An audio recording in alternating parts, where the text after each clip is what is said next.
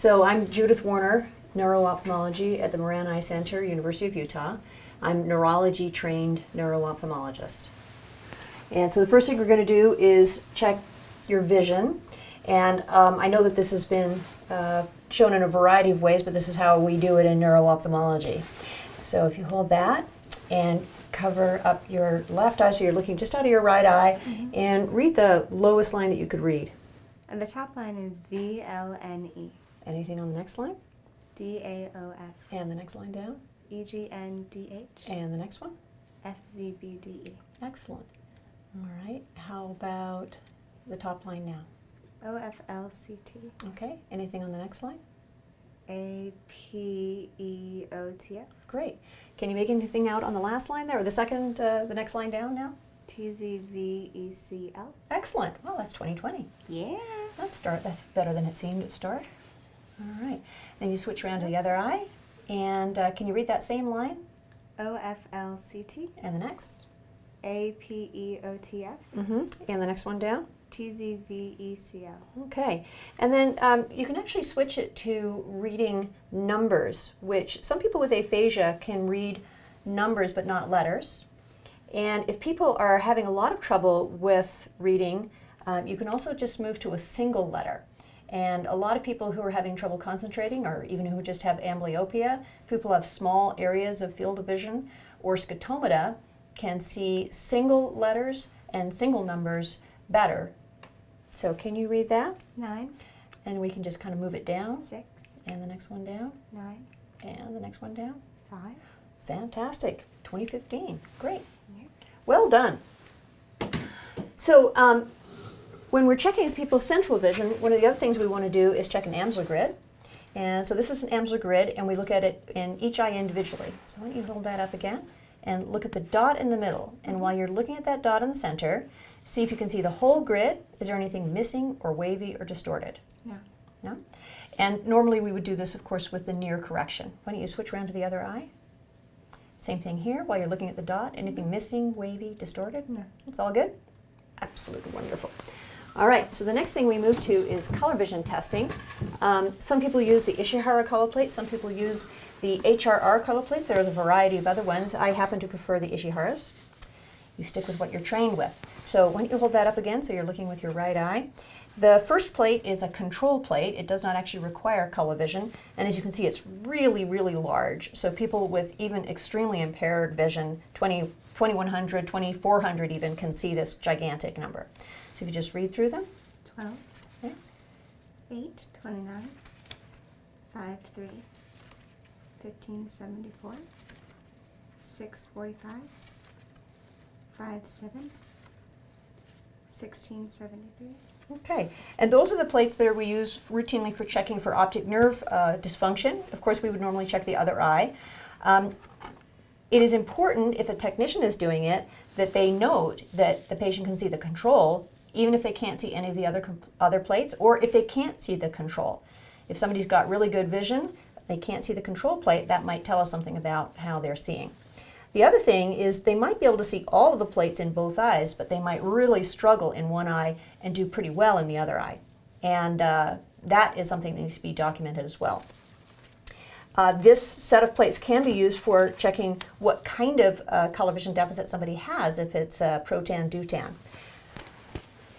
So once you've checked the color vision, we routinely check stereopsis again.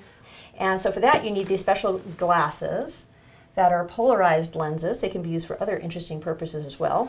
So this one here, you ask the patient whether or not they can see. The fly is looking three-dimensional, and I ask you to, can you pinch the wing of the fly?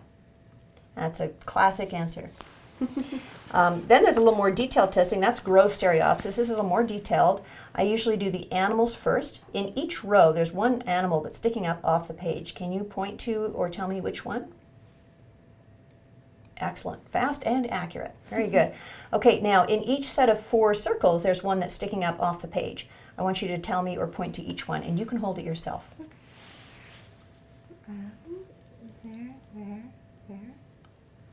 there. Bottom. Can't tell on the last one. The last one's really hard. Give it a whirl. Okay.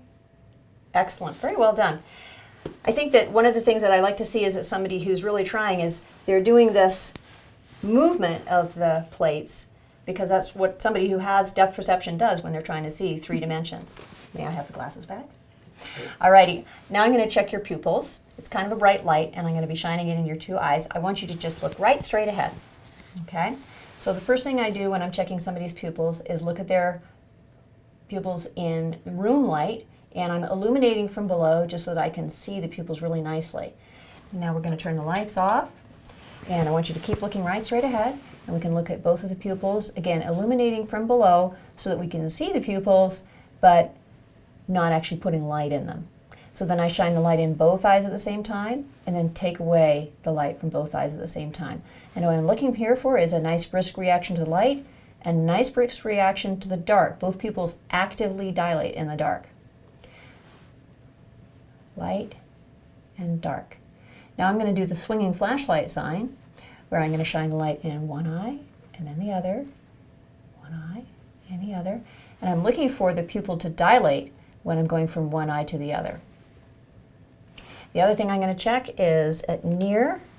I want you to look right at my light here and see how nicely her pupils constrict. And look in the distance again. And up close. Excellent. And in the distance again. Very nice. The next thing I'm going to do is confrontation visual fields. There are many, many ways of checking the visual fields. Confrontation fields are nice because you have all the equipment right here. First thing I want you to do is cover one of your eyes.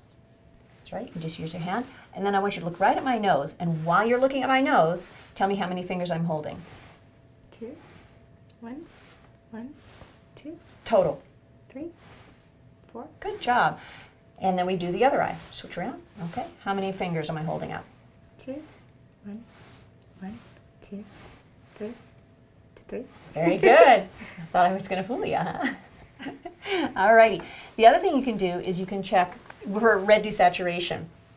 So you can check for red desaturation between the 2 eyes, holding up a nice bright red object. A lot of people use the top of the dilating drops. I want you to look right at this red, and I want you to tell me if it looks the same in both eyes. Looking right at it.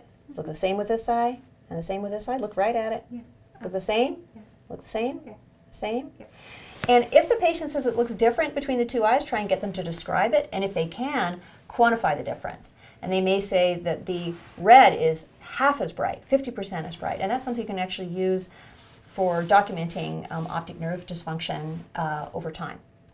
The other thing you can use these little red balls for is checking visual fields. It's a little more subtle, can be very handy for picking up pituitary tumors. So again, cover one eye and look right here at my nose and tell me if while you're looking at my nose, both of these little red balls look like they're nice and bright red. Look the same as each other? They look the same as each other? Look the same as each other? Excellent. Switch around to the other eye.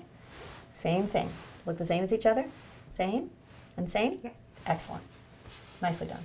Now we're going to check some of the other cranial nerves. We've already checked 2 through visual acuity and color vision. We've checked 3, 4, and 6 by checking eye movements. The next thing we're going to do is check 7 by checking facial movement. So what you want to do is ask the patient to give a nice big smile, show me all your teeth, now relax, raise up your eyebrows, and relax, and squeeze your eyes really, really tight shut. And for this you can actually see if you can open the patient's eyes. If you've ever tried to put drops in a kid's eyes, you know that you can't open somebody's eyes if they don't want you to.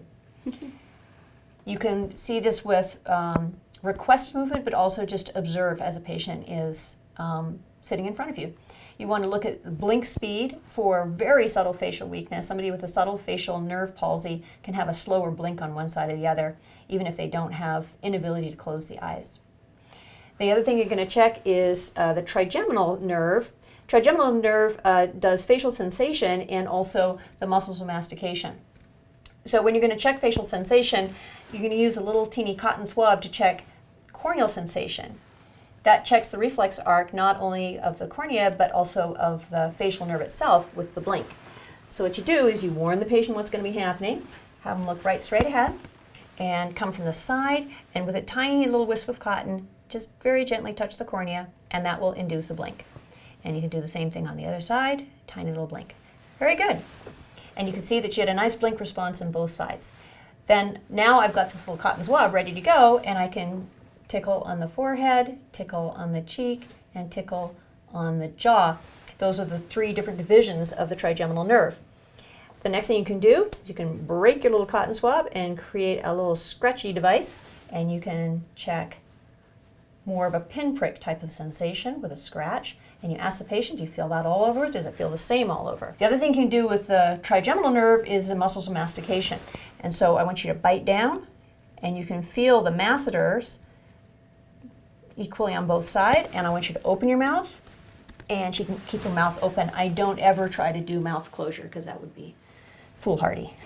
There's not that much role for the tuning fork for facial sensation, but it is nice and cold. So we use it to check the sensation of cold in all 3 divisions of the trigeminal nerve. Is it the same all over? Yes. Very good. And if you're suspecting that there could be some sort of factitious sensation loss, you can actually check vibration sensation on each side of the forehead. And if the patient says that they can feel the vibration on one side but not the other, that may raise some suspicion. You can also check for hyperactivity of some of the reflexes of the face. You can check the jaw jerk. I want you to open your mouth just a little teeny bit and a little bit less. I'm going to just tap on your jaw, and you can look at the jaw jerk. So you've checked 5 and 7. You can check hearing by rubbing your fingers on either side and asking the patient if they can hear it and if it's the same. You can also do vestibular testing, and there's a variety of ways of checking this. Already you've done your eye movement exam and you've looked for nystagmus, which often indicates a vestibular problem. But one of the things that's very helpful is the head thrust. So when you're looking at the head thrust, what you want to do is ask the patient to look right at your nose, and then you gently grab the patient's head and move it a little bit from side to side like this. And you ask the patient to keep looking right at your nose. And then with warning, you just say, I'm going to move your head abruptly, okay? But you keep looking right at my nose, just like that. And one more time, just like that. And the patient's eyes should be able to remain exactly on your nose with the vestibular ocular reflex. Hers was perfect, of course.